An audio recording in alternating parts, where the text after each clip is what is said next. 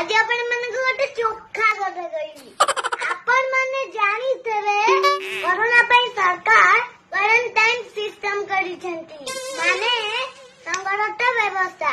जो मान कथेई कोरोना लक्षण देखा जीवा किंबा जो माने बाहर राज्य रु फेरिबे सेमाने क्वारंटाइन होम रे 14 दिन रहिबे। पूरा जुआई बुआ भलिया रहिबे, माने सेते जेति की सुविधा पाइबे ससुर घर भी मिलिबन। सेते जाई की पंचु पुरुना ड्रेस खोली देबे, चिकनिया करी की गादे देबे, नुआ ड्रेस पिंडिया को देबे, नुआ बेड, नुआ मसुणा, नुआ गद्दी, नुआ बेडशीट, नुआ साबुन, नुआ ब्रश, नुआ पानिया, नुआ दर्पण, नुआ बाल्टी, नुआ मग, नुआ मास्क, सबू नुआ जिनस धरे देबे।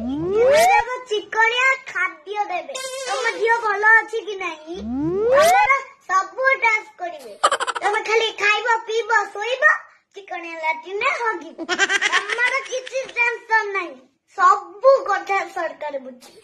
खाली साथी कि नुआ तमे जब घर को परिबो 2000 टंका खर्च करिया को देबे, माने एमिति सुजोग भाग्य थिले मिले।